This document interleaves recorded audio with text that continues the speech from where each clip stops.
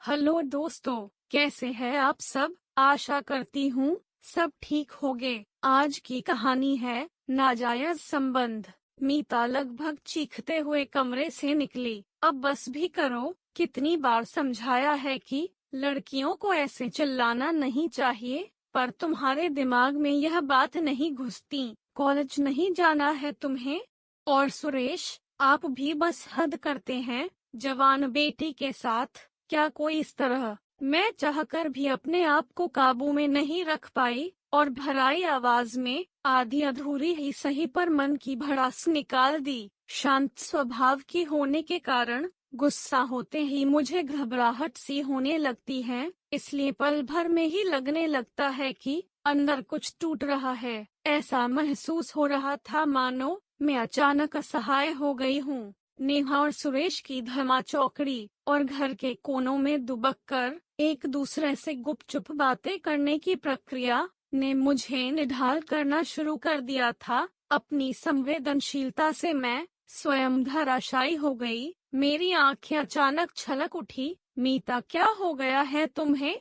सुरेश ने मेरे दोनों कंधों को थामते हुए पूछा। मैं और नेहा तो हमेशा से ऐसे ही थे। नेहा कितनी भी बड़ी हो जाए, पर मेरे लिए वह हमेशा वही रहेगी, छोटी सी प्यारी सी गुड़िया। हाँ, यह तो ठीक है, पर मेरे होठों पर अचानक जैसे किसी ने ताला लगा दिया हो। मन की बात मन में ही रह गई। मैं सच्चाई नहीं बोल पाई। जिस सच के कड़वेपन को महसूस करके मैं अंदर ही अंदर तड़प रही थी, उस बात को सबके सामने बोलने के ख्याल मात्र से ही दिल दहल जाता था। मीता, तुम आजकल बहुत चिड़चिड़ी होती जा रही हो। क्या कोई बात है जो तुम्हें अंदर ही अंदर खाए जा रही है?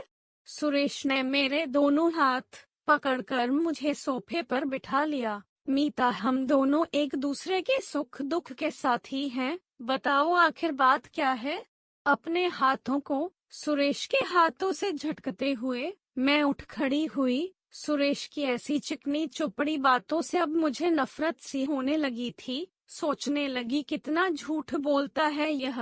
क्या जरूरत है उसे यह कहने की मैं उसके सुख दुख की साथी हूँ? यदि ऐसा होता तो वह मेरे साथ बिताए जाने वाले लम्हों को नेहा के साथ ना बांटता। मैं अपना सोफे पर पड़ा बैग कंधे पर लटकाते हुए तत्काल घर से बाहर निकल जाना चाहती थी, पर नेहा दरवाजे पर दोनों हाथ फैलाए खड़ी हो गई। माँ, पहले नाश्ता कर लो। नहीं, मुझे भूख नहीं है। ऐसे कैसे भूख नहीं है माँ? नेहा ने मुझे लगभग धकेलते हुए खाने की मेज पर बिठा दिया। नेहा ने हंसी हंसी में कहा, माँ, मुझे तो लगता है आप रात दिन मेरी शादी को लेकर परेशान रहती हैं, पर अभी मेरी उम्र ही क्या है, और फिर मैं कोई काली कलूटी तो हूँ नहीं जो लड़का मिलना मुश्किल हो जाएगा। क्यों पापा?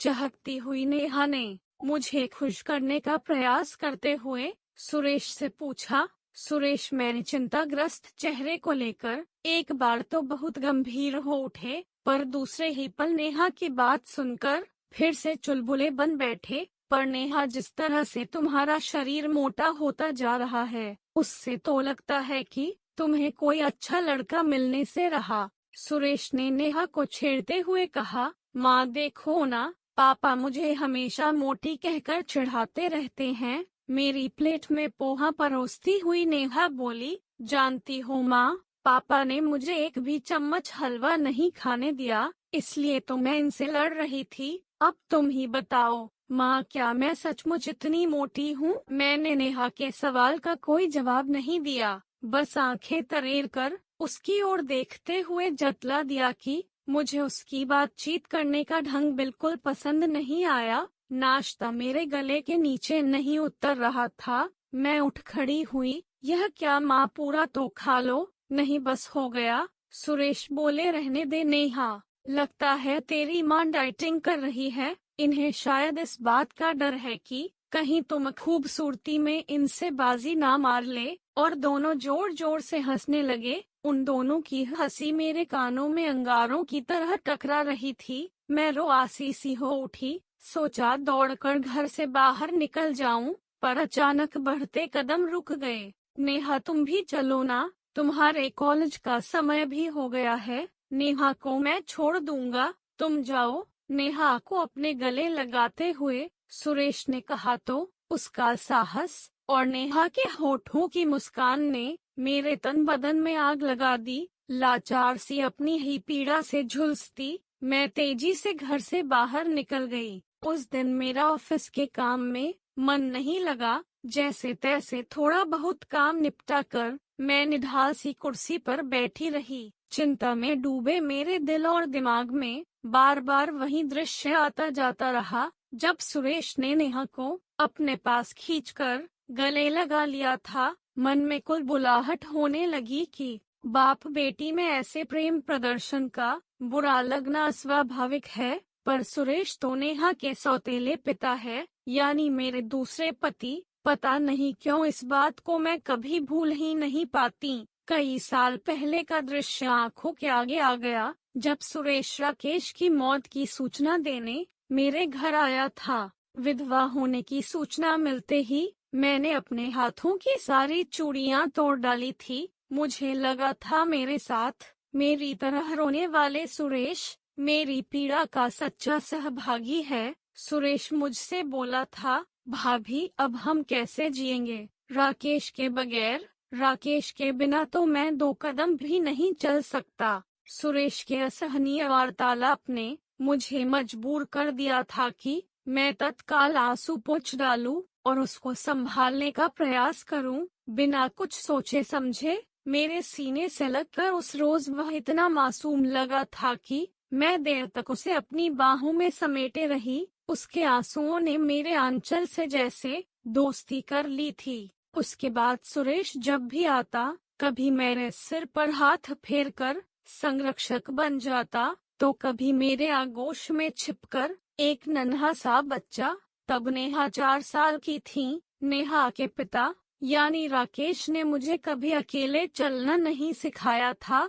हर वक्त मेरे हाथों को अपने हाथों में लेकर चलते थे। मैंने कभी अगल बगल देखकर यह जानने का प्रयास नहीं किया कि जिस राह पर वह मुझे ले जा रहे हैं वह कहाँ जाकर खत्म होती है। मेरी आंखें तो सिर्फ राकेश के चेहरे पर टिकी रहती थी, पर वह अचानक मुझे और नन्ही नेहा को ऐसे छोड़कर चला जाएगा, मैंने सोचा भी ना था। मैं अचकचाई सी जब भी मैं इस अनजान शहर में इधर उधर नजर दौड़ाती तो सुरेश के अलावा कोई और मुझे अपना नजर नहीं आता। मैं सुरेश के सहारे की मोहताज सी हो गई थी। इसलिए तो एक दिन उसने भाभी और अपनी सारी सीमाओं को लांघकर मेरे हाथों को थाम लिया और पूछा मुझसे। मैं अचंभित सी उसे ताकती रह गई। मासूमियत से मेरे सीने से लग जाने वाला सुरेश कभी मेरे सामने यह प्रस्ताव रखेगा, इसकी तो मैंने कल्पना भी नहीं की थी।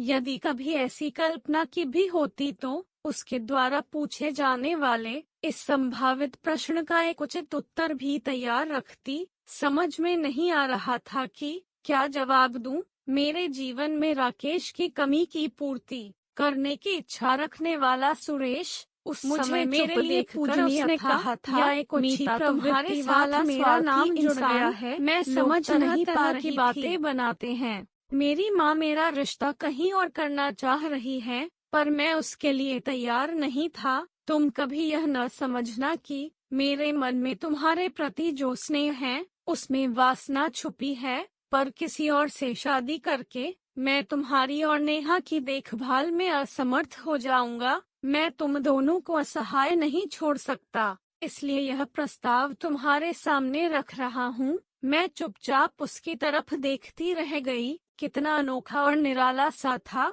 उसका यह प्रस्ताव। मेरी भावनाओं में, मेरे हृदय में और मेरी आंखों की गहराइयों में उसने कब और कैसे कब्जा कर लिया, मैं जान ही नहीं पाई। जब उसने मेरे रोम रोम को जीत लिया था तो इनकार भला मैं किस मुंह से करती। सुरेश के सामने मेरा झुका हुआ सिर मेरी मौन स्वीकृति का सूचक बन गया था। समाज के रीति रिवाज और दकियानुसी परंपराओं से लड़ते हुए सुरेश ने मेरी मांग भर दी। सुरेश ने मेरी और नेहा की जिंदगी में बहार ला दी थी। नेहा के साथ कभी अनजाने में कोई अन्याय न हो जाए, इस विश्वास को अंजाम देने के लिए उसने कभी एक और बच्चे की इच्छा नहीं की, लेकिन मुझे दुनिया भर की खुशियां देने वाला सुरेश अचानक बदलने लगा। सुरेश के जीवन में मेरा अस्तित्व धीरे धीरे खत्म होता जा रहा था। अब नेहा ही उसकी सब कुछ हो गई थी। जवानी की दहलीज पर खड़ी नेहा को अच्छे बुरे की शिक्षा देते देते मैं हार मान चुकी थी, पर वह पापा के साथ करने वाली अपनी शरारती में जरा सी भी कमी नहीं करती थी। एक पुरुष और स्त्री के रिश्ते में थोड़ी सी दूरी कितनी जरूरी है, इस बात को नेहा और सुरेश ने नजरअंदाज कर दिया था। उन दोनों के बीच का यह गहन रिश्ता मेरी नजरों में तब संदेह के घेरे में आ गया, जब सुरेश ने पुरानी नौकरी छोड़कर एक नई नौकरी ज्वाइन कर ली थी, जिसमें काम शिफ्ट में होता था। जब सुरेश की नाइट ड्यूटी रहती तब नेहा और सुरेश दोपहर को घर पर अकेले ही रहते थे, क्योंकि नेहा के कॉलेज का समय दोपहर के 2 बजे तक का ही था। इस एकांत ने उनके स्नेह में जरा सा परिवर्तन कर दिया था। वे एक दूसरे के परम मित्र बन बैठे थे। सुबह शाम सुरेश नेहा के आगे पीछे लगा रहता था।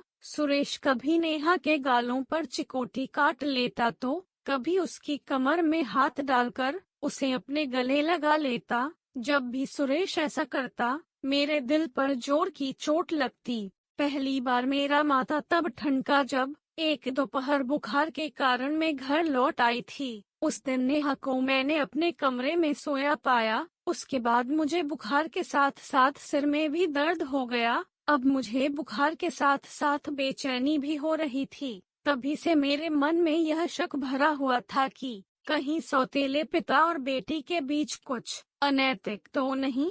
उसी दिन से मैंने सुरेश और नेहा पर अपनी तेज तर्रार नजर रखनी शुरू कर दी और यही पाया कि वे जितना हो सके अकेला रहना चाहते हैं। कभी वे दोनों छत पर तो कभी बगीचे के किसी कोने में दुबक जाते। कभी उनके बीच एक रहस्यमय खामोशी, तो कभी लोकलाज के सारे बंधनों को भूलकर एक दूसरे से आलिंगन बंद हो प्रेमालाप करते। उनके बीच में उपेक्षित सी महसूस करती। मन तो कर रहा था चीख चीख कर रो लूं, पर ऑफिस में मेरा रोना अशोभनीय लगता, इसलिए अपनी भावनाओं को संयम करने का प्रयास करती। जब से मेरे मन में सुरेश और नेहा को लेकर शक जागा, तब से मैं लगातार यह प्रयास कर रही थी कि नेहा के लिए जल्दी ही कोई अच्छा लड़का तलाश लूं। सभी दोस्तों रिश्तेदारों से मैंने इस बारे में बात की थी और सभी से यह निवेदन किया था कि नेहा के लिए जल्द से जल्द लड़का तलाशने में मेरी मदद करें। टाइम देखा तो 6 बज चुके थे। घर जाने का समय हो गया था, पर घर शब्द से मुझे चिढ़ सी होने लगी। घर तो वह जगह होती है जहाँ हर कोने में स्नेह, विश्वास, त्याग की भावना भरी हो। वह घर जहाँ पल पल एक गोपनीयता का एहसास भरा हो। वहाँ जाने की इच्छा किसे होगी, पर जाना तो होगा ही। सोचते हुए मैं उठ खड़ी हुई। घर पहुँचने से पहले मैंने निर्णय लिया कि नेहा को अब घर पर नहीं रहने दूंगी, और जब तक उसके लिए एक अच्छा लड़का नहीं मिल जाता, तब तक के लिए उसका दाखिला किसी गर्ल्स हॉस्टल में करवा दूंगी। इसके अलावा मेरे पास कोई और रास्ता नहीं था। लेकिन मैं इस बात को लेकर भी चिंतित थी कि सुरेश को क्या वजह बताऊंगी। नेहा को घर से दूर करने की बात पर वह जरूर नाराज होगा। हो सकता है मुझसे लड़ाई भी करें। घर पहुंची तो देखा सुरेश बहुत अच्छे से तैयार होकर बेसब्री से बरामदे में चहलकदमी कर रहा है। उसको देखते ही मन में कड़वाहट सी भर गई। किसका इंतजार कर रहा है यह जानने की उत्सुकता थोड़ी बहुत तो थी, पर पूछने की इच्छा ही नहीं हुई। मैं तेजी से अपने कमरे में पहुंचकर बिस्तर पर गिर पड़ी और पता ही नहीं चला कब आँख लग गई। मीता, उठो, उठो ना, सो गई क्या? मुझे लगभग झकझोरते हुए सुरेश ने पूछा। मैंने बेरुखाई से कहा, सुरेश मैं थोड़ी देर सोना चाहती हूँ, बड़ी थकान हो रही है मुझे। मीता, उठो। इस बार जरा सख्ती से उसने मुझे खींचकर उठा दिया। मैं उठ बैठी और सुरेश के इस अजीबोगरीब व्यवहार के कारण अचंभित सी उसे ताकती रह गई। अभी तुम सो नहीं सकती, जल्दी से मुंह हाथ धोकर तैयार हो जाओ, नीचे मेहमान आए हुए हैं। मैंने अचंभित होते हुए कहा, मेहमान? कौन मेहमान? हमारी नेहा का भावी पति और उसके माता पिता। क्या कह रहे हो तुम? मैं आंखें फाड़े सुरेश को देखती रह गई। तुमने मुझे पहले क्यों नहीं बताया?